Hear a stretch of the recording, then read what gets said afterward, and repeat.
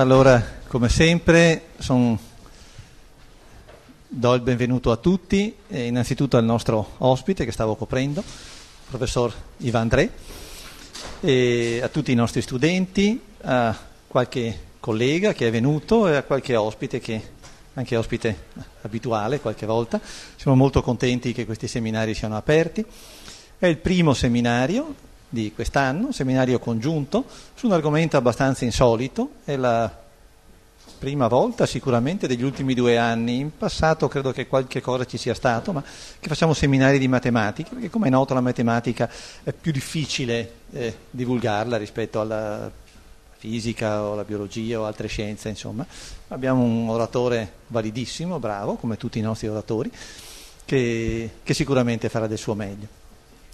Una telegrafica presentazione dell'oratore la facciamo sempre, questa volta la lascio al collega Bruno Chiarellotto, ben più esperto di me. È un piacere presentare il professor Yves André dell'Institut de Mathématiques de Jussieu, Parigi 6, e è un piacere anche perché eravamo giovani nell'86 quando ci siamo incontrati a Parigi e studiavamo assieme. Quindi è un piacere doppio ritrovarlo, ci ritroviamo molto spesso. Vorrei descrivervi la sua carriera negli ultimi 10 anni, adesso ho detto è membro dell'Institut de Mathématiques, ma lui è stato per 10 anni presso la scuola l'École Normale Supérieure de Paris, e come sapete c'è la regola che dopo 10 anni bisogna lasciarla. Annovera una cinquantina di pubblicazioni, tra cui alcuni libri che sono dalla prima all'ultima riga praticamente originali di matematica, e ha visitato diversi istituti, il Max Planck in Germania.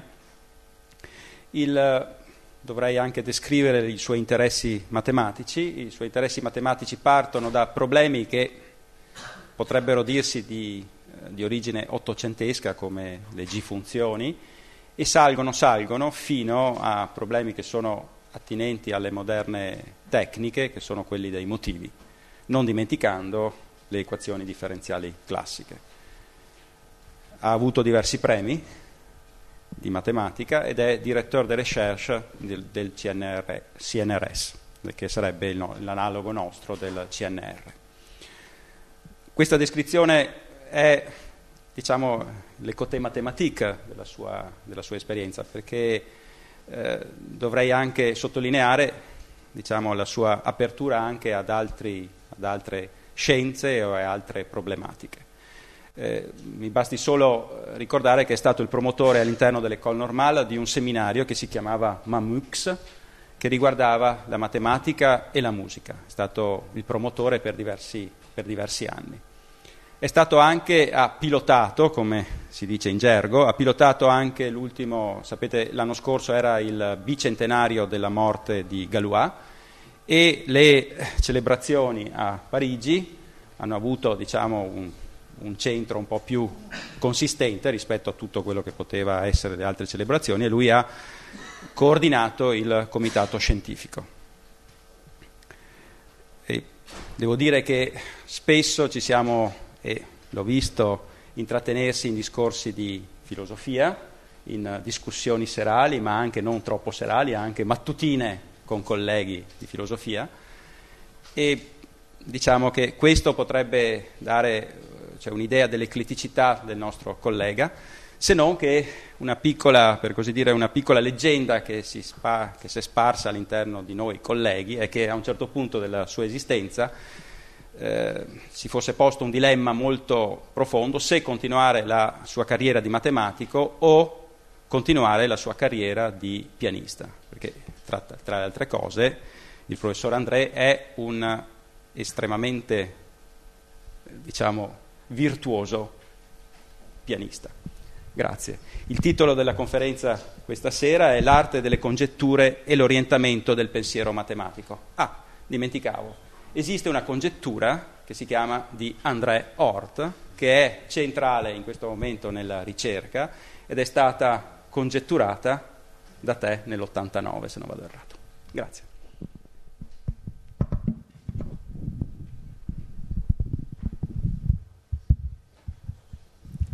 Grazie per l'introduzione. Vorrei anche ringraziare il professor Benettini e la dottoressa Fiorot per l'organizzazione di questo evento e anche il professore Baldassari per l'aiuto con la lingua italiana. Quindi l'arte delle congetture e il problema dell'orientamento nel pensiero matematico. Questo titolo riecheggia una celebre domanda di Immanuel Kant: cosa significa orientarsi nel pensiero? Auf Deutsch, was heißt sich im Denken orientieren? Ma al di là dello campo filosofico largo in cui Kant la poneva, questa domanda sembra centrale in ogni tipo di intellettualità. E questa sera vorrei affrontarla nel quadro dell'intellettualità matematica. Vista dall'estero, la matematica procede senza sosta,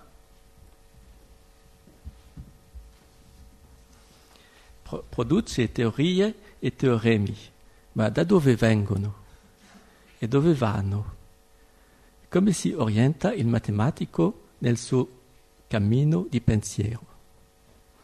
Vorrei affrontare questo problema dell'orientamento non come filosofo, ma e anche non come matematico al lavoro, ma con quel leggero distacco che può avere un matematico riflettendo sulla sua attività presa nella sua globalità. Del resto, anche limitandomi alla matematica detta pura, dunque lasciando da parte, come farò, tutto ciò che riguarda le applicazioni, ne potrò fare che sfiorare il problema.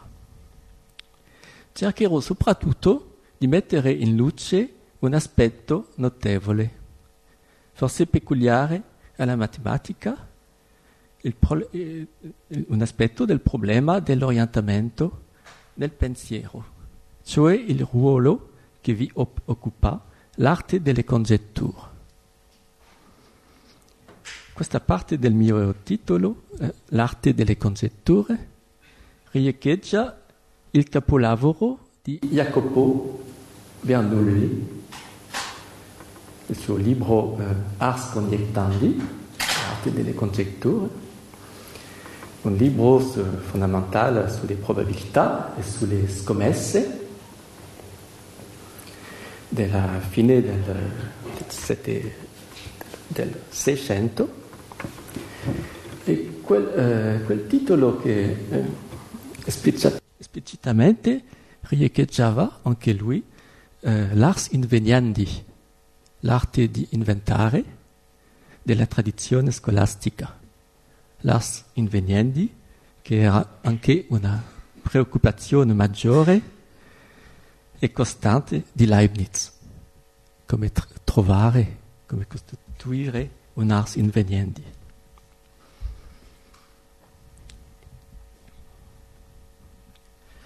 Questo aspetto di scommesse euristiche ha ragione infatti di sorprendere, perché eterogenee all'apparato deduttivo del discorso matematico, le congetture hanno uno status transitorio e sembrano sospese al loro misterioso potere di comunicazione, di enunziazione.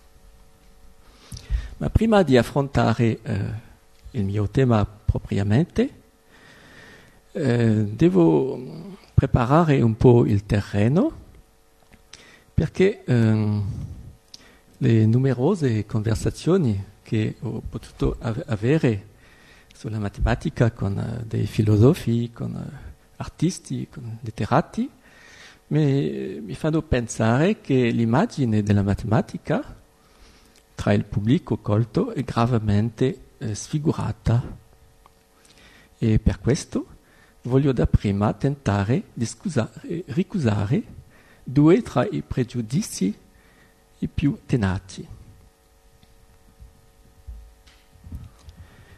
Il primo pregiudizio che ho in vista riguarda l'architettura della matematica. Lo etichetterò con l'immagine dell'arbusto della matematica. Anche questa è un'allusione con riferimento ovviamente alla celebre immagine cartesiana dell'albero della conoscenza. Ricordate l'albero, le cui radici sono la metafisica, il tronco, la fisica, i rami, la morale, la medicina, la meccanica. Ciascuna con i suoi frutti. E la matematica in quest'immagine. E la matematica era la linfa dell'albero. Invece l'arbusto della matematica, che vorrei combattere, a sua volta avrebbe per radici la logica, per tronco la teoria degli insiemi e come rami l'algebra, l'analisi, la geometria. Vorrei sollevare 4 obiezioni contro questa immagine. La prima è che questa immagine riproduce in modo totalmente fuorviante la distribuzione dei luoghi, sembrando dare un ruolo centrale e alimentatore alla logica e alla teoria degli insiemi. Ma infatti queste due discipline occupano un posto al tempo stesso marginale e relativamente stretto nel paesaggio della matematica, il che non toglie niente al loro interesse proprio. E secondo, lunghi da avere un ruolo di nutrici della grande componente connessa della matematica, e esse ne sono quasi sconnesse.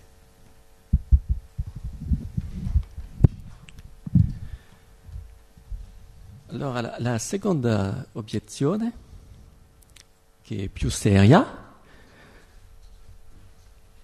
contro il riduzionismo che accompagna questa immagine, è che questo riduzionismo, che opera in 2 movimenti, viene soprattutto da certa corrente epistemologica ben radicata, soprattutto in Francia, e chiamerò i suoi addetti gli epistemologi di maniera. Infatti il filosofo Alain Badiou dice epistemologue courant, forse coronno dopo la moda. Non so. Il primo passo della riduzione è lo sfondamento dell'arbusto. Questi epistemologi di maniera, tutti preoccupati di fondamenti, immaginano che per pensare di matematica basti, poiché questa riposa sulla logica e nella teoria degli insiemi, conoscere solo queste ultime, ignorando tutto il resto. Questo resto non sarebbe che epifenomeni lasciati ai tecnici. Una volta effettuata questa potatura di rami, essi si trovano di fronte al problema dei fondamenti della matematica nella posizione, diciamo, di un sordo che, non avendo mai aperto una partizione, ma conoscendo un po' il solfeggio, volesse parlare dei fondamenti della musica. Ma c'è peggio, ecco, dopo la potatura, il secondo passo della riduzione è il rinsecchiamento dell'arbusto, per migliorare ancora il loro punto di vista, i nostri epistemologi di maniera si sono convinti che non si comprende mai così bene un dominio del pensiero come attraverso le sue crisi. Dunque, detto questo, essi focalizzano tutta la loro attenzione in quel breve trentennio detto della crisi dei fondamenti all'inizio del secolo scorso. A leggerli si ha spesso l'impressione che la matematica sia stata per tutta una generazione come colpita di tetraplegia, fino a quando l'organo centrale, la logica, non ebbe affine riparato i disastri causati dal trauma dei paradossi.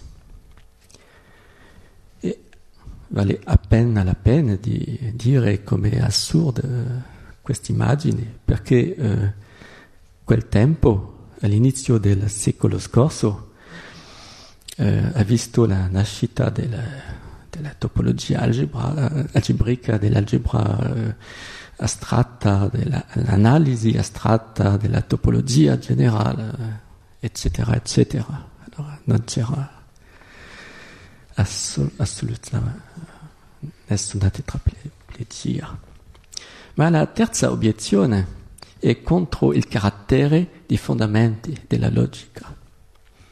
Infatti il filosofo Albert Lothman aveva già negli anni 30 sostenuto che questa idea che la vera logica non è a priori in posizione della matematica, ma che è necessario per la logica di avere una matematica. E questo punto di vista, che era anche sostenuto da Henry Quest prima, si trova nei lavori del logico Jean-Yves Girard, il creatore della logica lineare, una conferma eloquente. Oltre alle sue obiezioni vigorose contro il pedestre fondamento che costituisce la tradizionale regressione all'infinito delle meta teorie,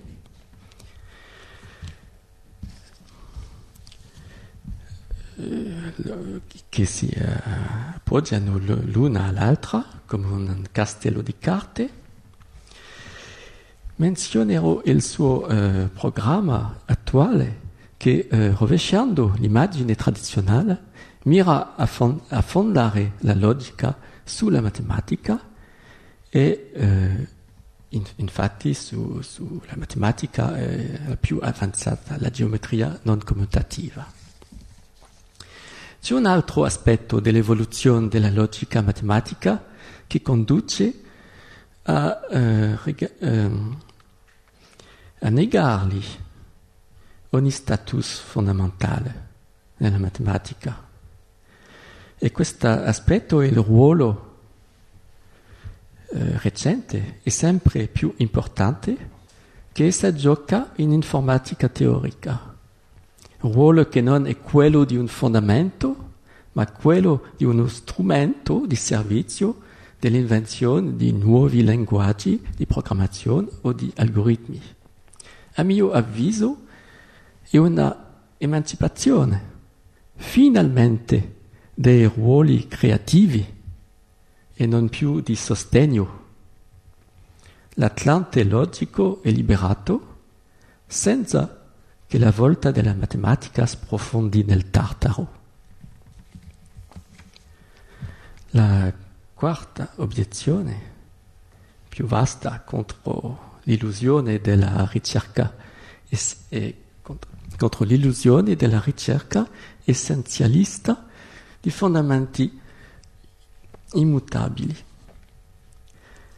Voglio dire che mentre Atlante è andato a raccogliere le mele di silicio nel giardino dell'informatica, non c'è alcun bisogno che un Ercole lo custodisca. Non svilupperò questo punto, che mi porterebbe troppo lontano, e mi accontenterò di notare che la critica più radicale a questo proposito è quella di Badiou, che citavo, per il quale non vi può essere questione di fondamenti ontologici sui quali si appoggerebbe la matematica, perché in effetti, secondo lui, la tesi inaugurale del suo libro L'être et l'événement è che la matematica è la storicità del discorso sull'essere in quanto essere. Cioè la matematica è l'ontologia. Ecco per le obiezioni contro l'immagine dell'arbusto. Adesso vengo al secondo pregiudizio che riguarda non già l'architettura della matematica vivente, ma la sua stessa natura. Etichetterò questo pregiudizio con l'immagine del telaio di Penelope.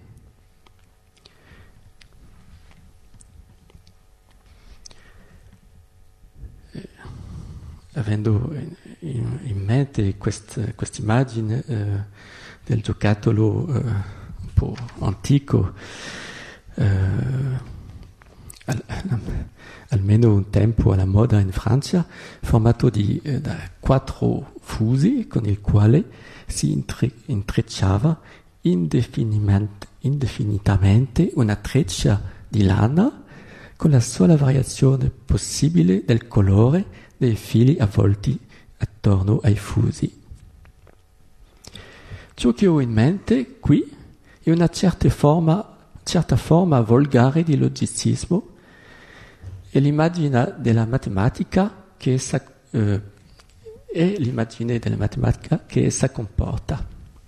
Degli assiomi avvolti ad libitum attorno a 4 fusi, tessuti indefinitamente in una treccia ininterrotta di verità che se ne deducono modus ponens, modus tollens, punto di diritto, punto di rovescio. Vorrei di nuovo sollevare 4 obiezioni contro questa immagine. La prima obiezione è che certo il discorso matematico è un discorso deduttivo che sottomette i suoi enunciati a un ordine rigoroso. Ma l'immagine del telaio di Penelope omette un punto evidente già in Euclide, cioè che un testo matematico non è una concatenazione uniforme di implicazioni, ma appare polarizzato esso stesso tra enunciati da una parte, dimostrazione dall'altra. Inoltre, il lato enunciato è lui stesso stratificato secondo una gerarchia di importanza e profondità in lemmi, proposizioni, teoremi, corollari. Né questa polarizzazione, né questa gerarchia risultano da una legge formale, ma da scelte delicate del matematico che vanno ben più in là di semplici scelte redazionali o di stile. Questi sintomi che spezzano l'universale eguaglianza di valore di ogni passo del testo indicano delle situazioni. La seconda obiezione si rivolge contro il riduzionismo del logicismo volgare, che consiste a ridurre la matematica alla serie dei simboli di cui il testo matematico è intessuto e alle regole elementari del lavoro della magliaia. Certo, è una particolarità della matematica. Tra le scienze, questa di essersi dotata di una scrittura propria. Ma non per questo essa si riduce alla sua scrittura. Niente impedisce di studiare in modo puramente formale un certo discorso matematico idealista, come si fa in particolare nella teoria della dimostrazione, poiché non si pretenda di rappresentare così il pensiero matematico e nemmeno le dimostrazioni reali dei matematici, ma solo la loro traccia formale.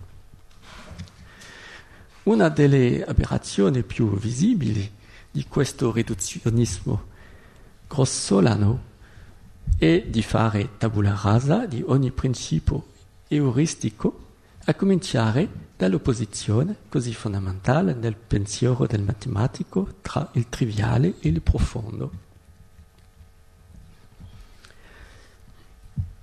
La terza obiezione contro l'immagine del telaio di Penelope è che la dimostrazione, quella praticata dal matematico al lavoro, non è un processo formale, non ha attinenza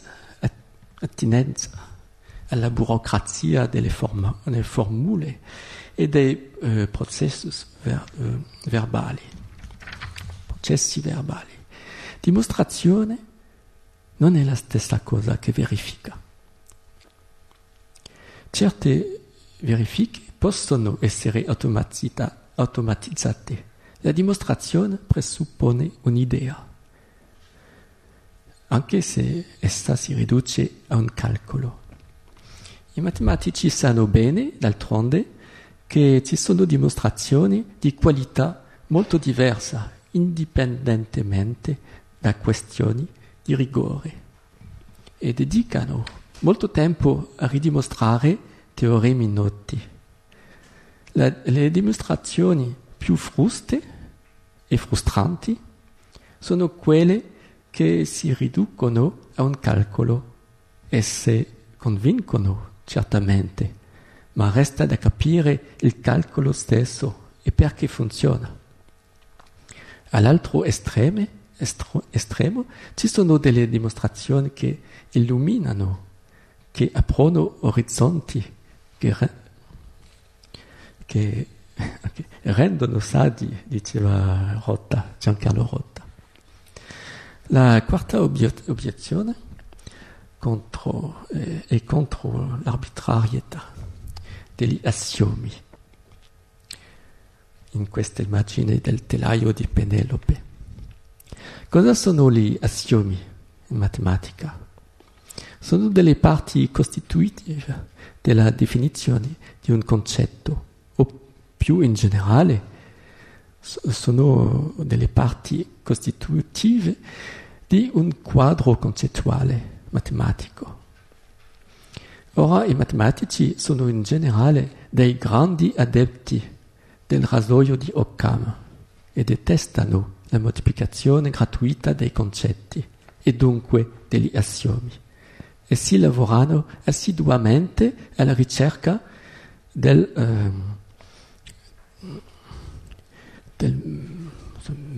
buon quadro concettuale, diciamo, che è oggetto di dibattiti appassionati tra specialisti.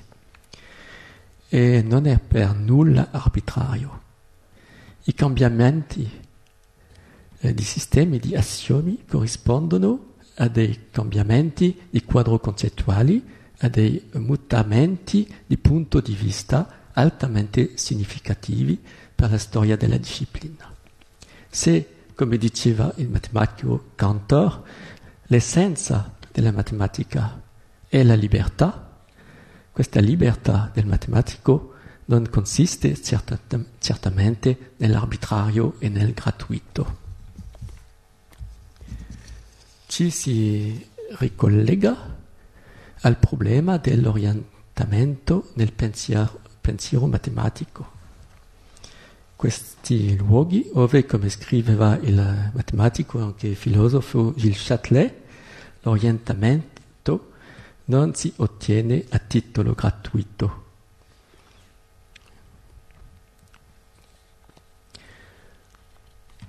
Siamo ora pronti ad andare più avanti al cuore dell'argomento di questa conferenza. Andrò adesso un po' di fretta per arrivare infine alle congetture. Mi si perdoni di cominciare forse un po' come un catecismo. Cosa muove il matematico nel suo pensare? Il desiderio, direi. E che desiderio? Il desiderio di capire che cosa? Capire certe cose riguardanti gli oggetti matematici e soprattutto i misteri dei loro rapporti reciproci. E cosa eccita questo desiderio? Il mistero stesso, il mistero che infiamma l'immaginazione, la quale stessa fa sorgere idee nuove che strapperano il velo. Per lo più, è vero, questa pesca nel mistero, questa ricerca dei problemi, non è che un navigare lungo le coste ben familiari delle teorie costituite.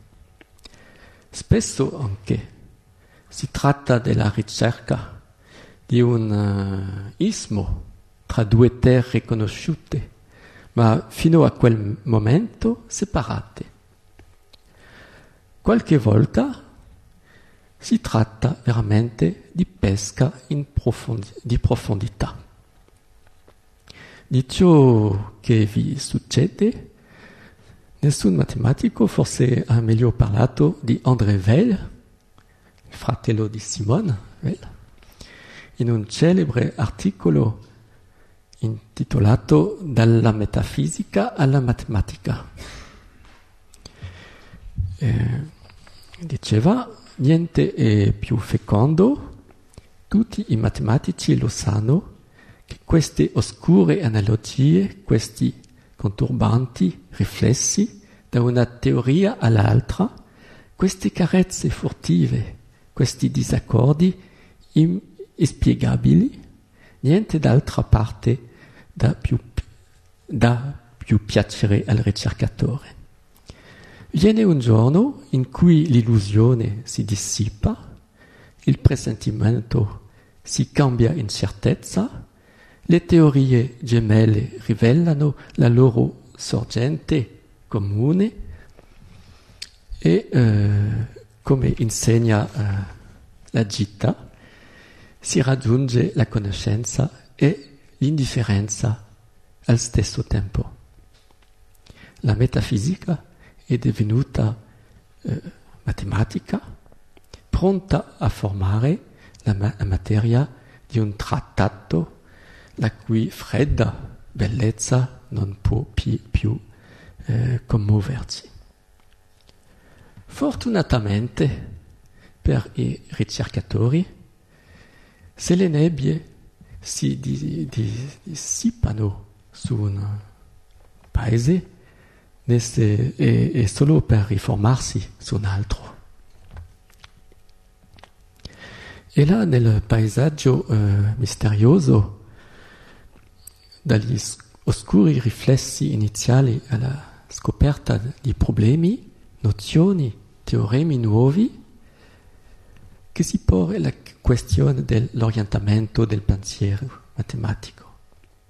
Il giorno in cui l'illusione si dissipa non avviene se non dopo la lunga pazienza di questo lavoro di orientamento.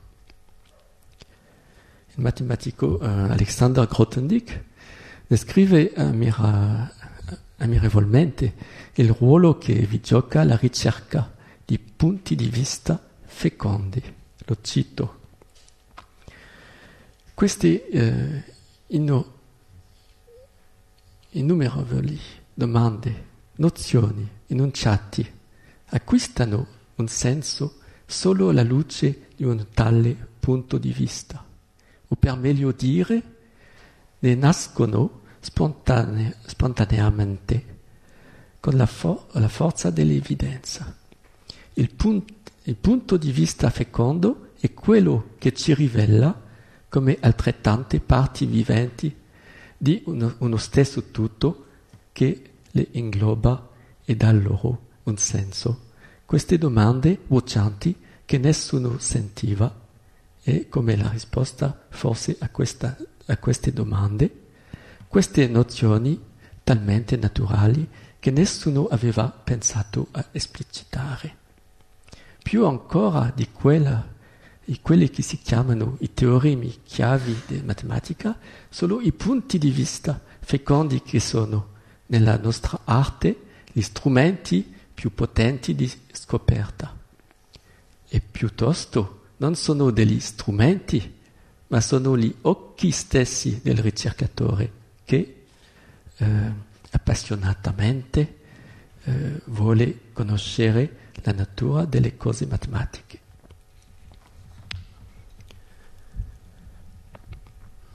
L'idea che vorrei sviluppare è che in questa traversata dalla metafisica alla matematica, come diceva Weil, in questa lunga marcia labirintica che va dalla nebbia alla chiarezza del teorema, ciò che orienta il pensiero non più come una bussola, ma come un faro che rischiara da lontano la porticina nascosta che si apre sulla chiarezza, è la congettura.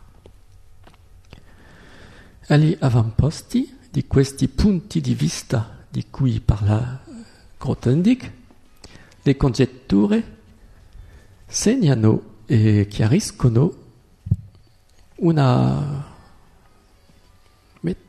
ma niente affatto il cammino per raggiungerla. Congettura ha un senso ben preciso in matematica. Si tratta di un enunciato destinato a divenire un teorema. Ciò che ancora manca è la dimostrazione. La congettura fa dunque parte del dominio euristico. La sua esistenza, in quanto congettura, è in linea di principio transitoria. Una volta la congettura formulata, la questione dell'orientamento del pensiero in questa avventura matematica diviene quella della ricerca di strategie di dimostrazione o di confutazione eventualmente. Dopo un lungo procedere a tentoni si è alla fine messo il dito sul nodo del mistero. Se ne ha un condensato formulato, un precipitato, e l'avventura continua in un modo più concreto e spesso più tecnico. Questo può anche tradursi in un cambio di mano nelle competenze. Le congetture sono spesso quel punto in cui i costruttori di teorie passano la mano ai risolutori di problemi. Ma il ciclo si richiude. La risoluzione delle grandi congetture si accompagna spesso a idee del tutto nuove, il cui approfondimento è allora occasione di un passaggio di mano in senso inverso.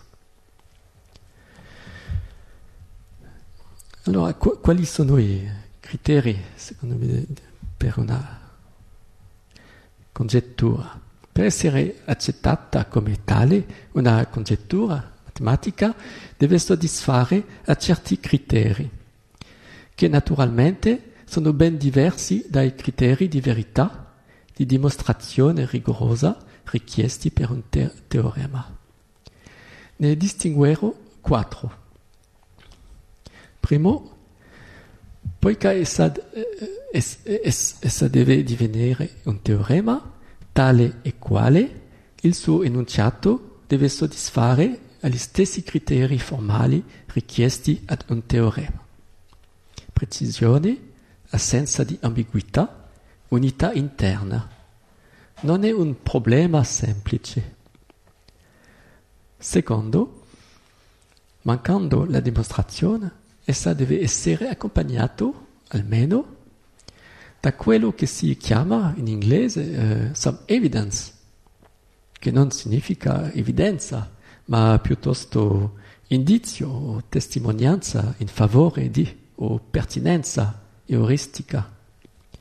Questa evidence può essere di natura diversa e eterogenea. Può trattarsi di sperimentazioni numeriche o no, della dimostrazione di casi particolari notevoli, o anche di analogie precise con degli enunciati che sono già dei teoremi.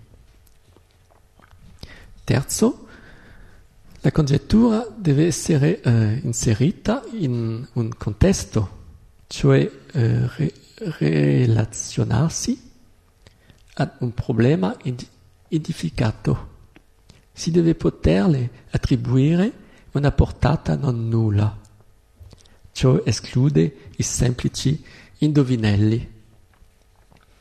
E quarto, formulando una congettura, l'autore della congettura si mette in gioco, prende un partito, fa una scommessa. La reputazione dell'autore come esperto e quasi come visionario gioca un ruolo indiscutibile nell'ottenimento del consenso della comunità. Quest'ultimo criterio, tuttavia, deve essere un po' sfumato, in particolare quando si tratta di congetture antiche, perché forse la parola congettura matematica non era usata prima del secolo scorso, un concetto nuovo infatti. In Ciani dicevano forse questo problema sembra interessante ma li porterebbero troppo lontano di svilupparla. E la posterità che ne ha fatto delle congetture.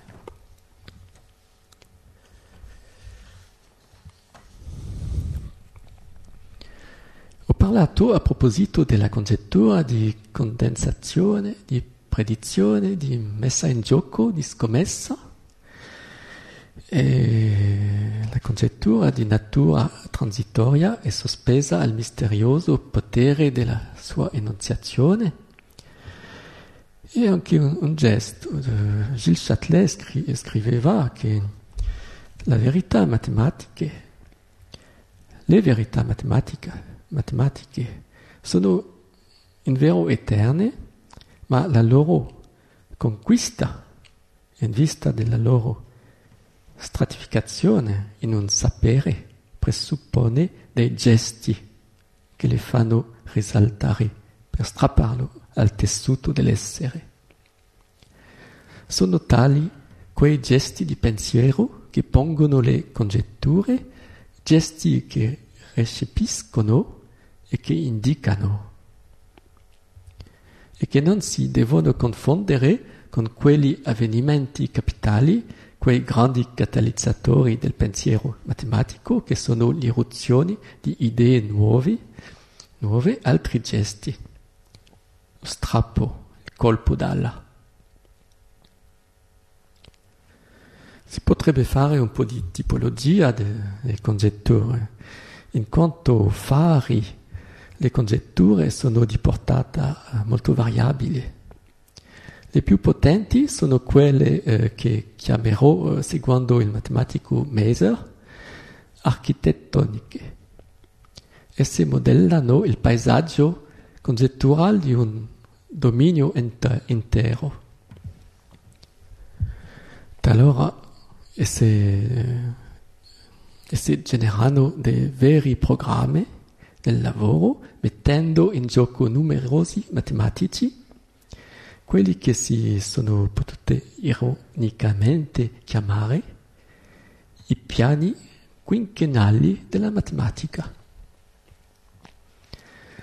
Succede d'altra parte in certi domini della matematica che le congetture non siano isolate, ma numerose e legate le une alle altre da dei legami logici e euristici molto forti, è tipicamente il caso nella teoria dei motivi di Grothendieck, dove le congetture formano come l'armatura ideale nella quale si impalca la teoria.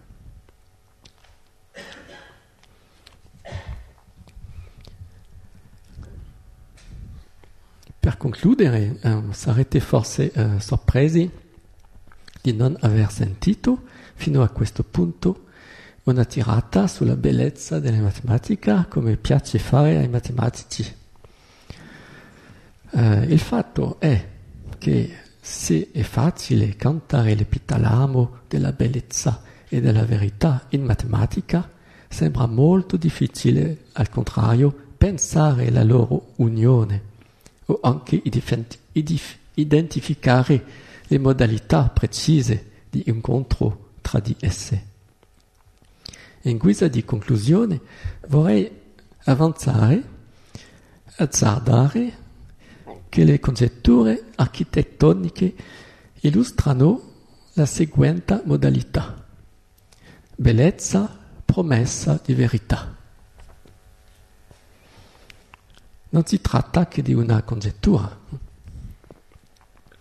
È il solo indizio, la sola evidence che devo iscrivere nel dossier e che non conosco un solo esempio di congettura architettonica che si sia rivelata falsa.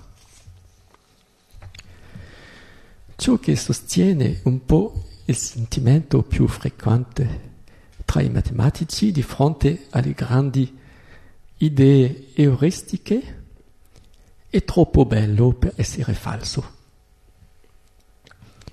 Aggiungerò questo: anche se ciò succedesse, sarebbe forse ancora più interessante che lo sconvolgimento completo delle nostre concezioni del dominio che essa illumina conduca a una nuova traversata del deserto, o che si accompagni alla scoperta di una realtà matematica insospettata.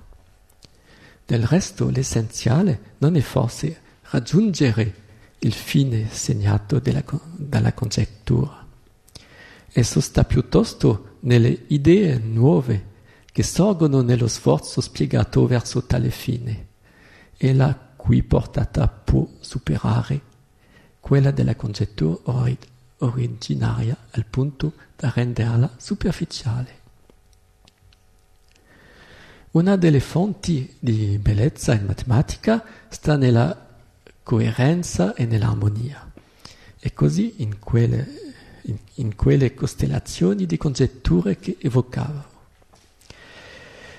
Ecco ciò che ne dice Alexander Grothendieck, grande maestro in congetture, se mai ve ne furono. Gli lascio l'ultima parola.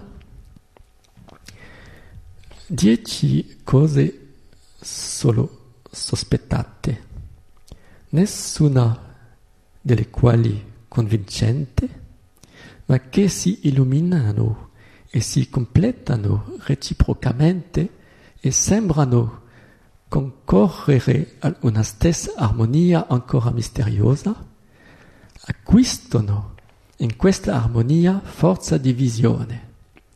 Anche se tutte le 10 finissero per rivelarsi false, il lavoro che che fu portato a questa visione provvisoria non è stato fatto invano.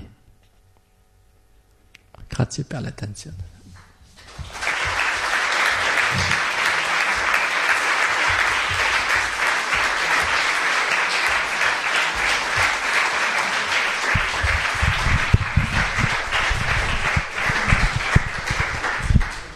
Bene, noi ti ringraziamo moltissimo, ai nostri studenti sicuramente, anche a quelli che non sanno nulla di matematica. Spero sia arrivata bene l'idea che la matematica è una cosa tutt'altro che chiara nel suo progredire e che c'è bisogno di queste persone che accettino di entrare in terreni che non sanno, di fare scommesse, di mettere in gioco un po' la credibilità, tracciando strade su cui poi altri avanzeranno, insomma. Però io ti vorrei chiedere, così comincio io, dopo diamo la parola ai nostri studenti, ma la prima domanda la faccio io, di dire due congetture, di delineare due congetture, una che si è già dimostrata vera, una bella congettura che si è poi dimostrato essere vera, e una bella congettura che è ancora lì, che stiamo aspettando. Grazie per la domanda. Forse prima quella che è ancora aperta, forse la più celebre della matematica, è la congettura di Riemann.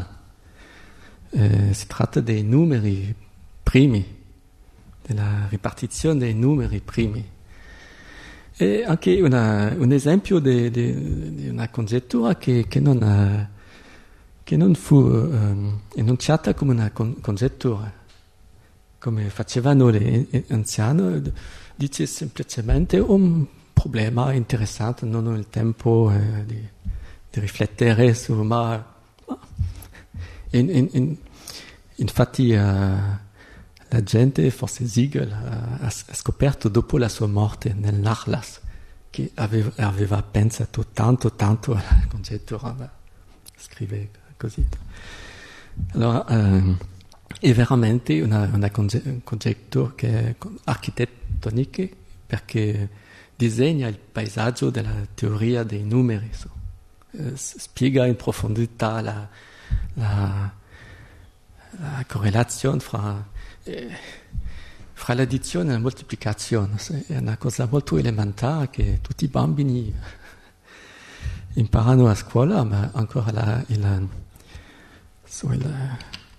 connessione profonda fra l'addizione e la moltiplicazione è ancora un mistero. E la congettura di Riemann tratta veramente di quel mistero e getta una luce. È ancora aperta, completamente aperta. Ma c'è evidence, c'è un po' indizio.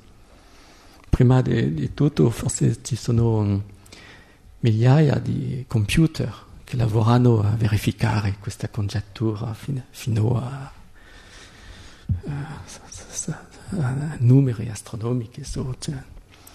Ma non è tanto convincente, perché una volta, dopo Riemann, un certo Mertens ha voluto perfezionare un po' la congettura di Riemann. Ha proposto una congettura un po' più forte e anche i computer hanno verificato questa congettura perfetta, ma infatti era falsa quella. Ma invece l'indizio più forte per la congettura di Riemann è che c'è un dizionario, c'è un'analogia. Un dizionario infatti, è come il sasso la pietra di Rosette, con 3 colonne, 3 linguaggi. E in un linguaggio c'era anche un analogo, una congettura analoga, ispirata dalla congettura di Riemann, e adesso è dimostrata. Questo analogo è conosciuto. Allora c'è quel peso dell'analogia di cui parlava Welso. È un indizio molto forte. Okay, forse un una congettura che anche architettonica, ma che adesso è dimostrata, è la famosa, quasi famosa come la congettura di Riemann, la congettura di Poincaré, è una congettura più generale sulla classificazione delle forme di dimensione 3. Si sa molto bene dall'800 che le forme di dimensione 2 sono molto facili a capire, sono come donuts, come bretzel.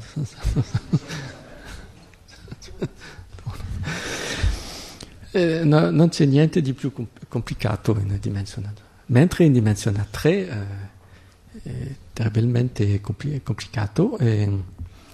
Poincaré aveva fatto una congettura nel 1904 e quasi esattamente 100 anni dopo Perelman ha dimostrato quella congettura. E anche questa congettura si integra in una congettura più vasta di Thurston, che è veramente architettonica perché disegna tutto il paesaggio della geometria in dimensione 3. E quella è dimostrata. Ma la dimostrazione è tanto difficile che ci voleva forse 3 anni. I colleghi hanno verificato indipendentemente. Allora in questo tempo nessuno sapeva se era una congettura o un teorema. Era un poco come il gatto di Schrödinger. Ma adesso è un teorema veramente.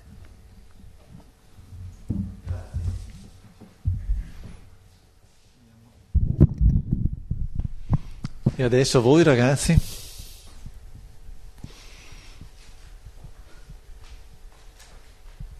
Qualche domanda, qualche congettura da parte vostra? Se parla forte se no deve venire qui. Forse abbiamo, aspetta, forse possediamo.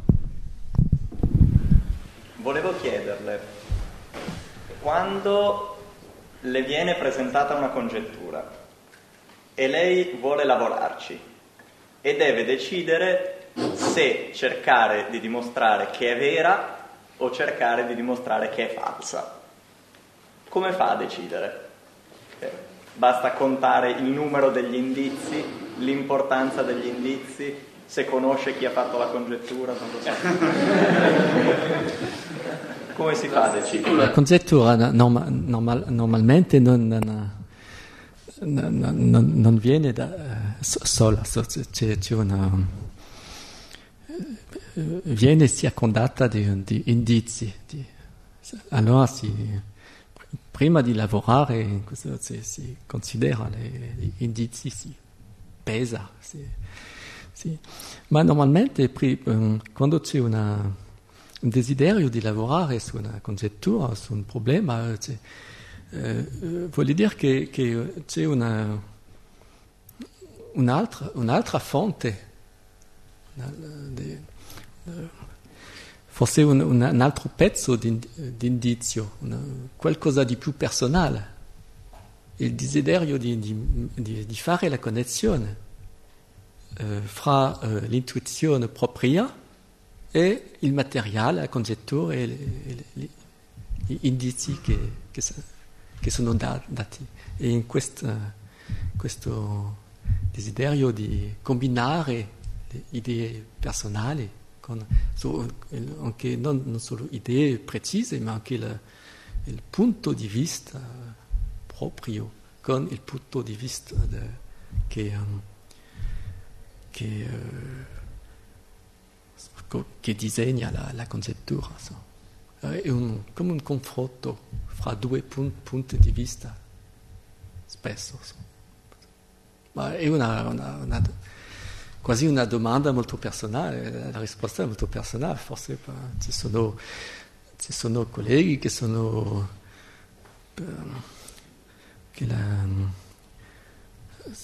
più motivati a confutare, trovare esempi per rifutare la congettura. dipende dalla psicologia di ciascuno. Grazie. Altri?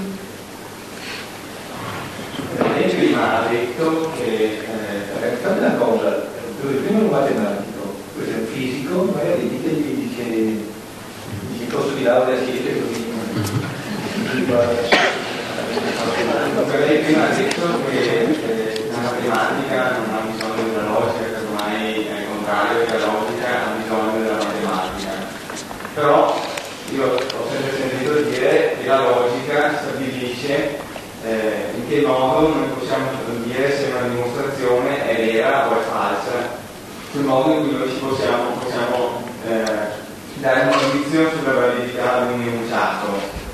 Ecco, allora se noi eliminiamo la logica dalla matematica, noi possiamo allora capire e discriminare un enunciato vero da uno falso e una dimostrazione vera da una non vera.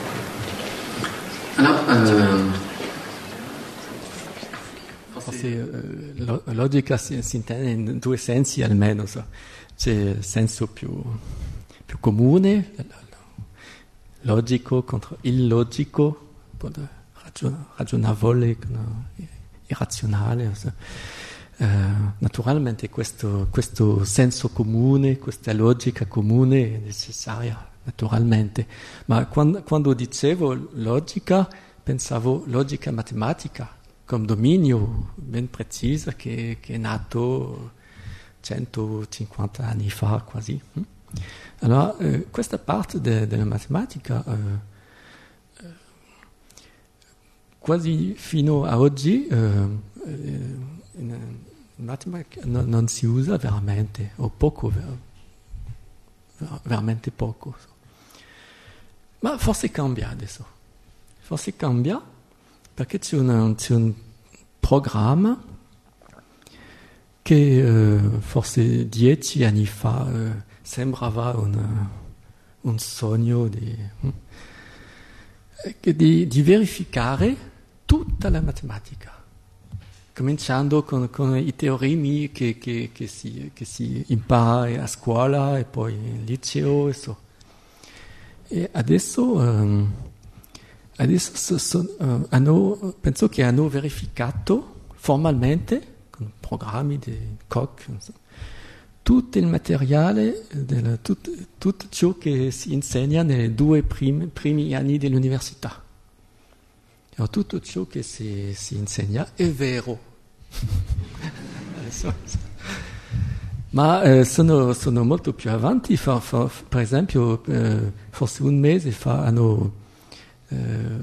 dopo anni di preparazione, hanno verificato una dimostrazione lunghissima, il teorema di Thomson-Veit sui gruppi, una dimostrazione forse 250 pagine. E naturalmente è il computer che verifica. Allora se legge il lettore può convincersi che basta. Ma anche hanno trovato degli errori nella dimostrazione, ma piccoli errori. Allora, adesso non è un sogno così, è una cosa molto...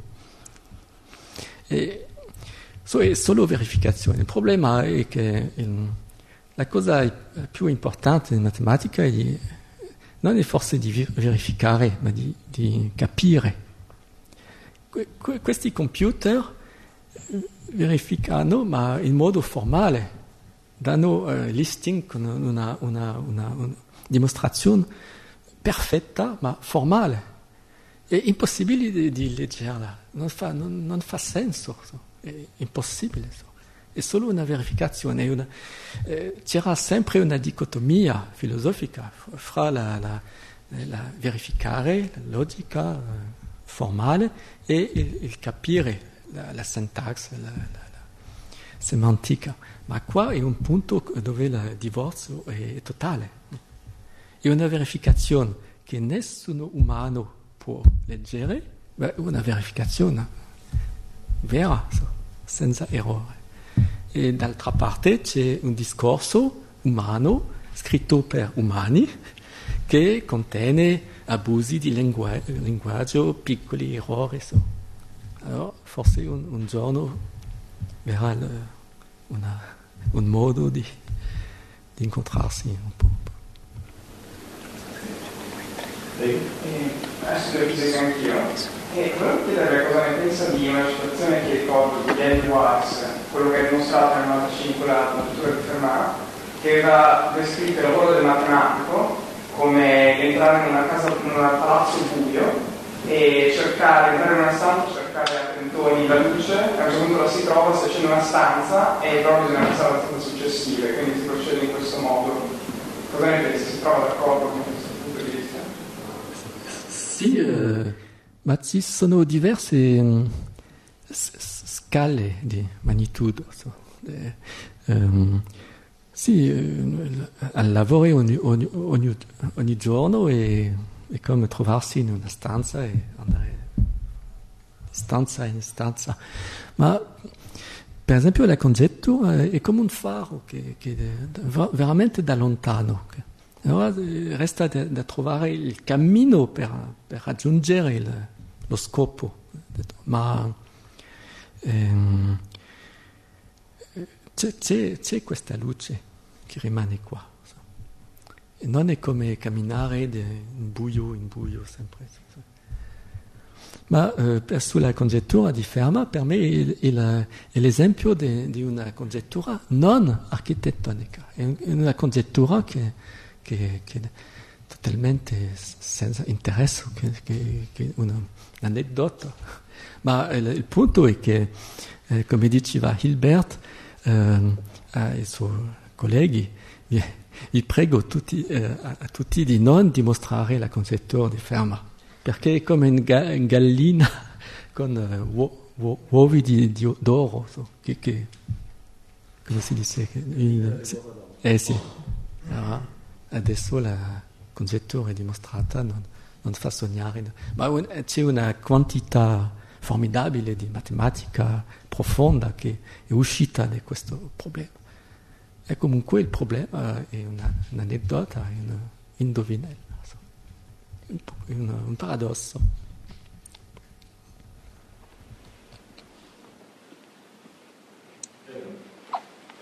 Salve, io studio filosofia e quindi non sono molto ferrato in matematica, però vorrei chiedere questo. Spesso si adduce l'esempio della matematica contrapposta magari alla filosofia, dicendo che magari la matematica ha una sua certezza mentre spesso i filosofi si perdono. Però vorrei chiedere, soprattutto ricollegandomi all'ultima citazione che lei ha proposto, si potrebbe forse dire che anche in matematica a volte la ricerca stessa, cioè il posto del problema, sia tanto importante quanto il risultato? Sì, ho voluto insistere sull'aspetto che ho chiamato euristico della matematica, perché è un aspetto che normalmente è nascosto, talvolta in introduzione di articoli si permette di scrivere una frase sulla motivazione o analogie, ma normalmente non è una parte della matematica formale scritta in articoli, è una cosa nascosta.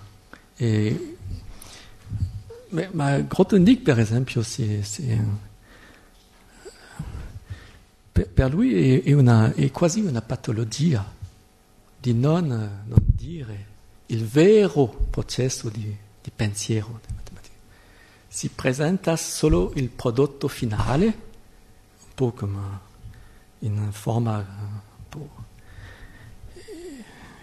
edulcorata, qualibrata, sotto una certa moda, ma il vero processo, l'ars inveniendi, è totalmente nascosto. E questo si capisce che bisogna separare il discorso formale, ma non vuole dire che si deve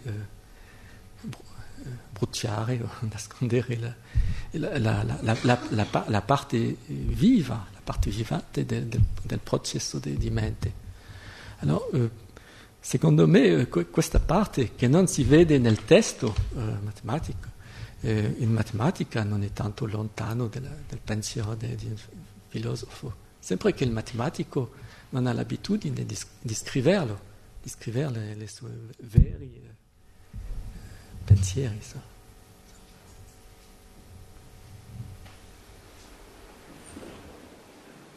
Altri interventi, prego? La mia domanda è questa. Studio matematica.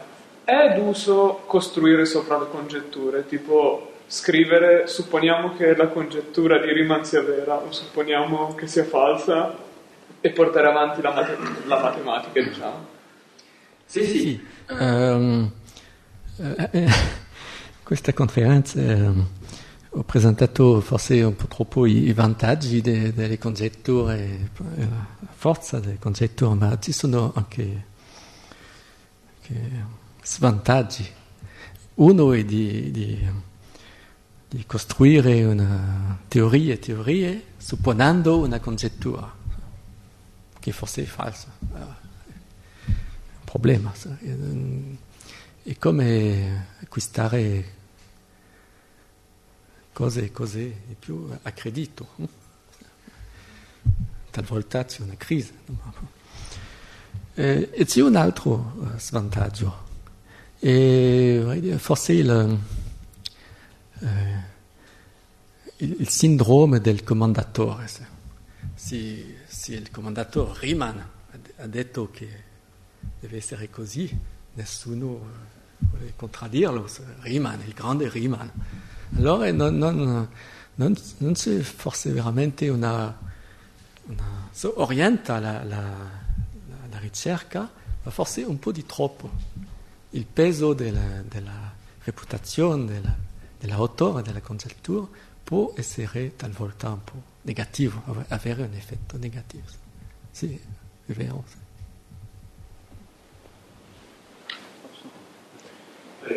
Studio matematica anch'io. Volevo chiederle che ho apprezzato molto il suo intervento all'inizio in cui ha smontato l'idea che uno si può fare della matematica dall'esterno, diciamo.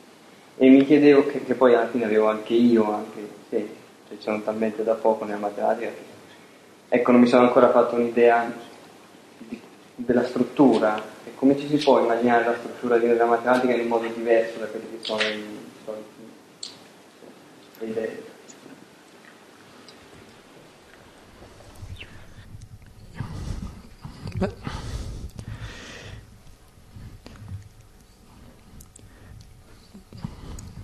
Quando un'immagine come le immagini dell'arbusto o del telaio di Penelope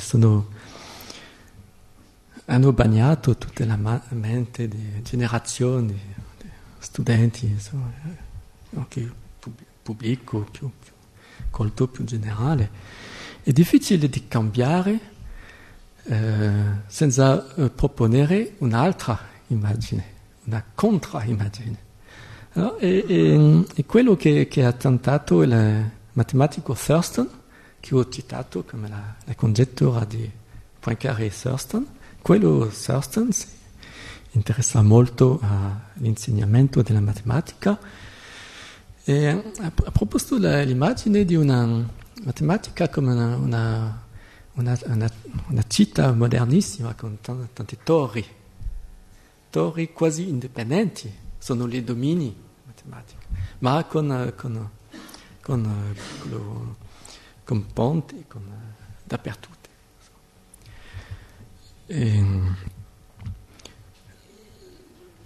Non c'è non è un attore solo con fondamenti per l'eternità, una città con varietà. Sì, è una città che cresce sempre. E talvolta due torri che sembrano totalmente disconnesse, si costruisce un ponte. E forse è un po' falsa questa immagine, ma almeno è molto più credibile dell'altra. Studio matematica e volevo chiedere, cioè per quello che ne so io, Gödel ha dimostrato che in un sistema di assiomi non ci sono delle proposizioni che comunque sia non posso dire se sono vere o se sono false. Quindi la domanda mia era, io se mi trovo di fronte a una congettura posso cercare di dimostrare che è vera oppure che è falsa indipendentemente, però quando è che dopo magari che la congettura resiste a tanti controlli, a tanti tentativi di molti matematici eccellenti, che magari possono cominciare a pensare, beh, forse c'è qualcosa nei nostri assiomi che non va, forse dai nostri assiomi non possiamo dedurre questa cosa, oppure nemmeno confutarla.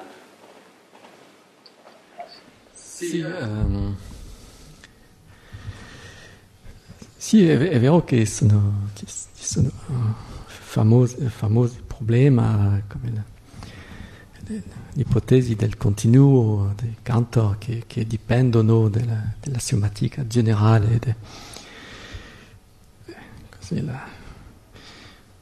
Un tema privilegiato di questa epistemologica di maniera. Ma è vero che ci sono, ma questi enunciati appartengono alla teoria dei insiemi o sono vicini alla logica. Per esempio, questi epistemologici di maniera hanno scritto sulla congettura di Fermat, per esempio, testi di vuoti per una speculazione se la congettura di Fermat dipende se forse dalle somatiche degli insiemi.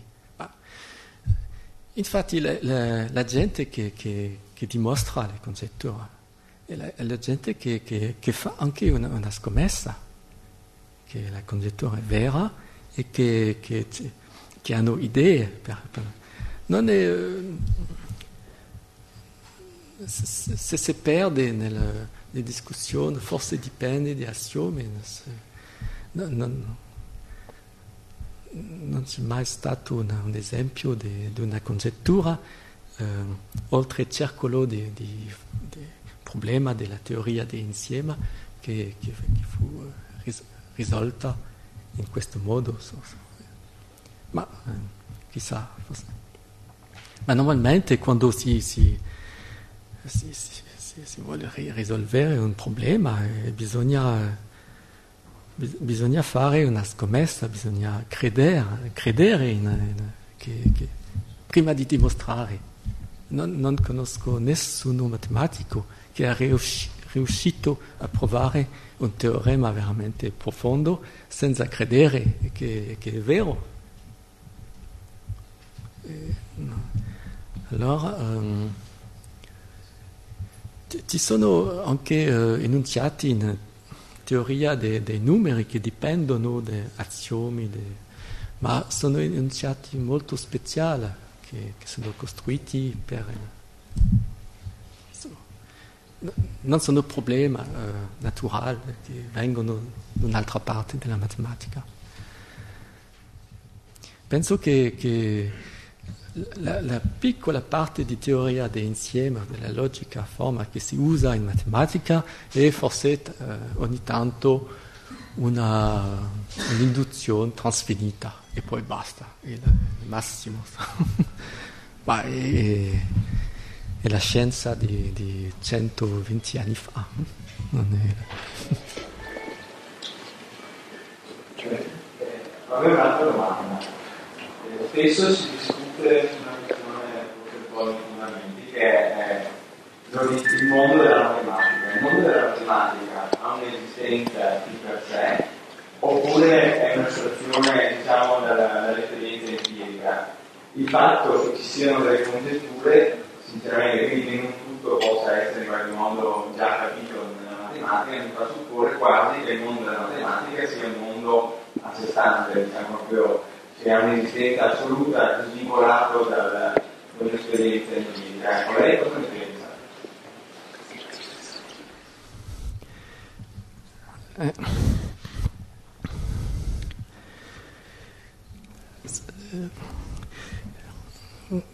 Penso che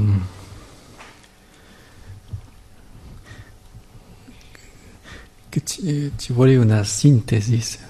Il problema è che questo tipo di problematica è stata discussa molto da epistemologici, ma che non conosco bene la matematica avanzata. E sviluppano discussioni solo su matematica elementare, matematica nella scuola. Non è possibile. Bisogna di conoscere veramente la matematica attuale perché è molto più complessa, non si può rendere conto di tutto con un punto di vista solo. Ci sono, per esempio, c'è il problema della classificazione. C'è un concetto molto semplice come concetto di gruppo finito, semplice, si può definire in due frasi. Molto ma la classificazione è una cosa come in fisica o in chimica, una cosa che ha preso un secolo per fare. Allora c'è una definizione che sembra assiomi di gruppi, un po' astratto, ma infatti è un lavoro di classificazione, come classificare gli insetti. E cosa vuole dire la classificazione? Di questo punto di vista la gente che ha un'opinione più platonistica e una posizione superiore per spiegare cosa succede nella storia di classificazione, perché si crede che c'è già qualcosa dietro da tutta eternità e che si scopre con difficoltà, ma è tutto già qua per questo problema, ma ci sono altri problemi dove l'attività matematica è prominente e il punto di vista platonistico è molto pertinente. Forse bisogna una filosofia più sintetica e devo dire che adesso non c'è tanto. C'è un libro molto interessante che non è ancora pubblicato da un matematico filosofo che si chiama Zalamea, di Colombia, che il titolo è Filosofia sintetica della matematica. È qualcuno un filosofo che vuole prendere la tradizione di Lotman che ho citato, ma cita per la prima volta filosofi di scienza di matematici ancora viventi, non solo Hilbert. Insomma. Allora forse è possibile di fare progressi nell'epistemologia, ma tenendo conto degli sviluppi più recenti della matematica. Sì. Ma comunque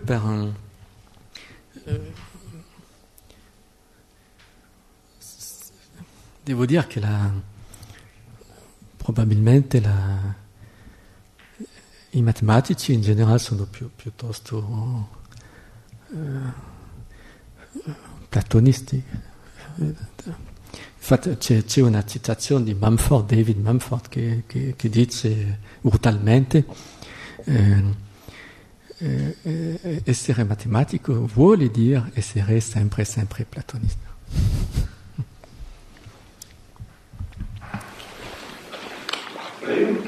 Io faccio filosofia, quindi matematica, però volevo sapere, secondo lei, nell'individuazione delle congetture quanto possono influire delle suggestioni magari provenienti da altri campi, cioè che non siano quelli solo matematici.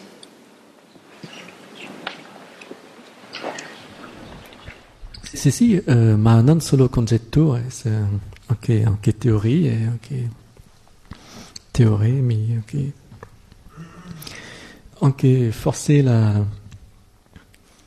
forma generale di tutto un dominio viene talvolta di un altro. Per esempio, ho citato questa immagine della città della matematica con tanti torri che crescono. C'è una torre, la teoria delle categorie. Infatti ci sono professionisti di teoria delle categorie, ma quando veramente la torre cresce, veramente è perché c'è una nuova idea, un altro lato, per esempio dalla fisica teorica o dalla topologia algebrica o la geometria algebrica. Le idee più importanti in questa torre vengono dall'esterno. Ma è un caso un po' particolare. Allora, sicuro ci sono, specialmente adesso, anche in settori molto astratti della matematica, con l'algebra omologica, ci sono congetture che vengono dalla fisica, che sembrano molto misteriose. Sì, sono molto feconde. Sì.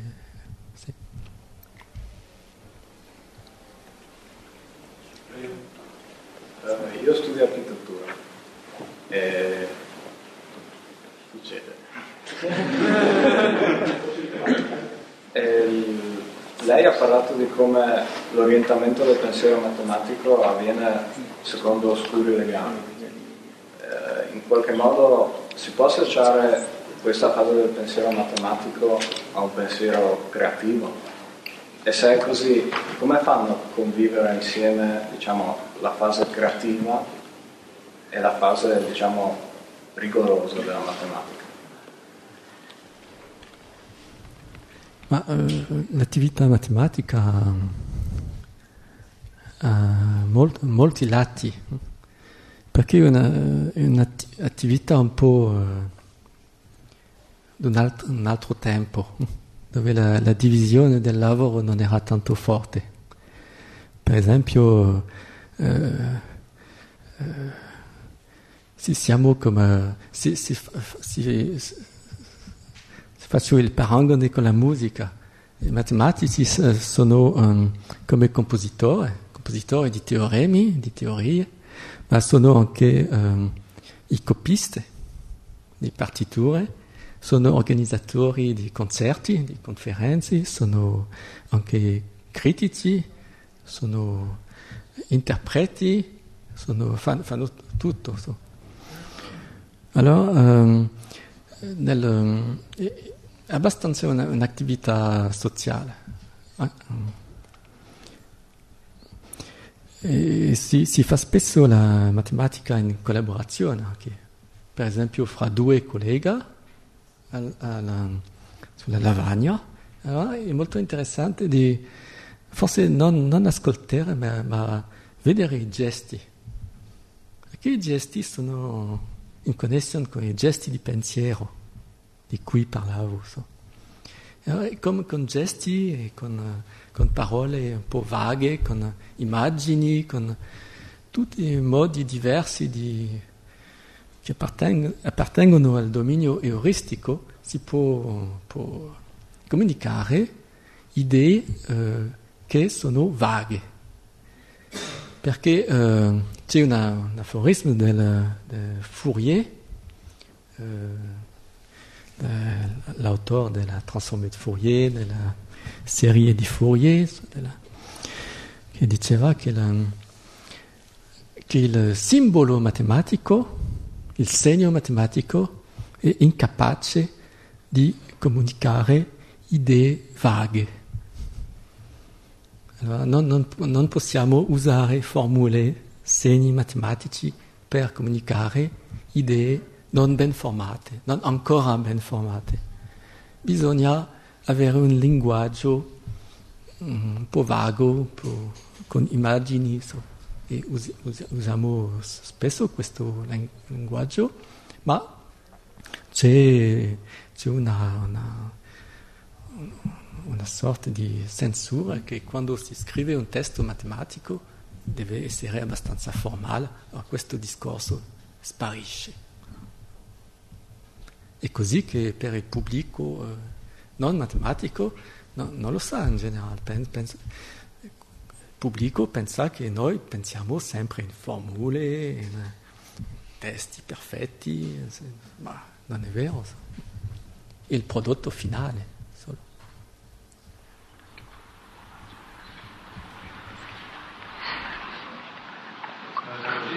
Chiudo con una domanda io però, cioè se contare le congetture è una cosa per giorno non in più la capacità dei giorni e dei nuovi dipende dalle congetture, ci sono piccole congetture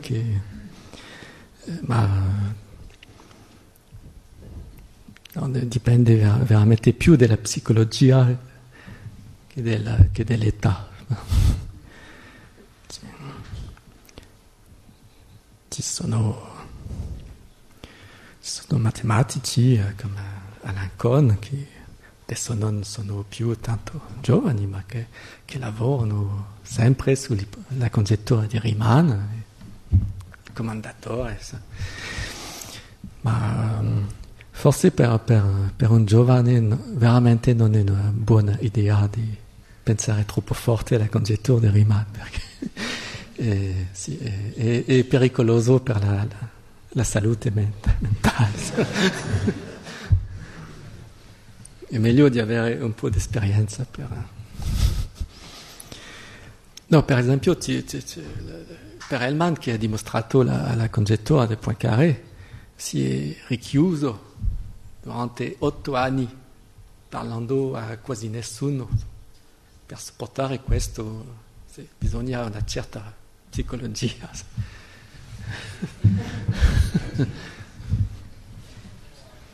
Non si può farlo troppo giovani, troppo vecchio. No.